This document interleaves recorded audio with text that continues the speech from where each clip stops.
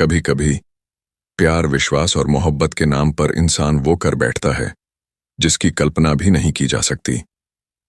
आज हम आपको सुनाने जा रहे हैं एक ऐसी ही सच्ची कहानी जिसमें एक पत्नी ने अपने ही पति को मौत के घाट उतार दिया क्योंकि उसे किसी और से प्यार हो गया था। शाहजहांपुर जिले का एक छोटा सा गांव भैंसायागढ़ा। गांव के बीच में मिट्टी का एक घर जिसके बाहर रोज सुबह धुआं उठता था। अनोखी लाल का घर।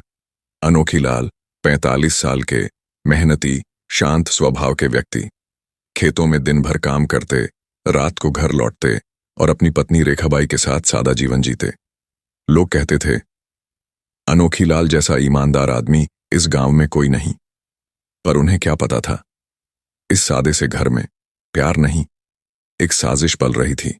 रेखाबाई दिखने में शांत पर मन में बेचैनी थी। कुछ साल पहले उसकी मुलाकात हुई थी बंटी से। बंटी पास के गांव खोखरा कलां का रहने वाला युवा, जोश से भरा और चालाक। धीरे धीरे रेखाबाई और बंटी के बीच नजदीकियां बढ़ने लगीं। पहले नजरों का मिलना, फिर बातें और फिर एक ऐसा रिश्ता जो अब समाज की नजरों में गुनाह था। दोनों के बीच प्यार बढ़ता गया, पर एक दीवार थी, अनोखी लाल। वह उनके रास्ते की सबसे बड़ी रुकावट बन गया था। बंटी ने कहा, रेखा, अगर अनोखी लाल नहीं रहेगा तो हम एक साथ रह पाएंगे। रेखाबाई ने चुपचाप सिर झुका लिया, लेकिन उसी रात से उनके दिल में कातिलाना साजिश जन्म ले चुकी थी। कई दिनों तक दोनों योजना बनाते रहे, कब, कैसे और कहां हत्या करनी है। रेखाबाई ने अपने पति की दिनचर्या को गौर से देखा। वो कब सोते हैं, कब उठते हैं और कब घर में अकेले होते हैं।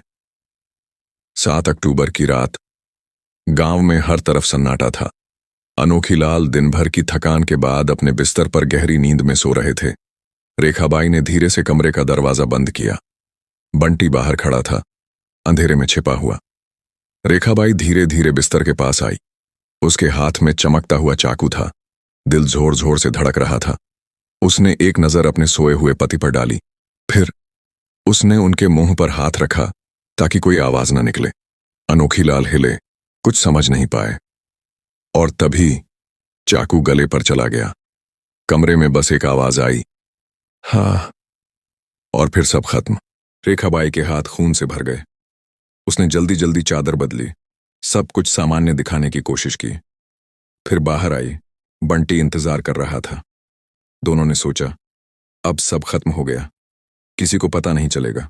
पर किस्मत हमेशा छुपे गुनाहों को उजागर करती है। अगली सुबह गांव में हलचल मच गई। पड़ोसी ने देखा घर का दरवाजा आधा खुला है। आवाज दी, अनोखी लाल भाई। कोई जवाब नहीं आया। दरवाजा खोला गया और सामने लहूलुहान अनोखी लाल पड़े थे। गांव में सन्नाटा छा गया। हर तरफ सिर्फ एक ही सवाल, किसने किया?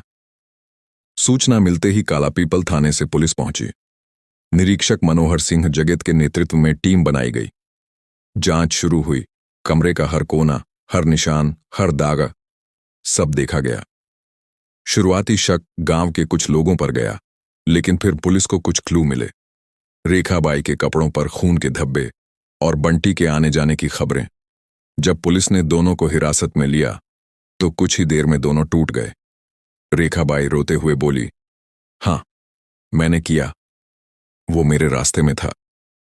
बंटी चुपचाप सिर झुकाकर खड़ा रहा।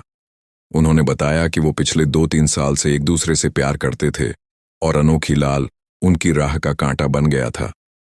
पुलिस ने चाकू जब्त कर लिया। दोनों को गिरफ्तार कर लिया गया। भैंसायागढ़ा गांव आज भी उस रात को नहीं भूल पाया है।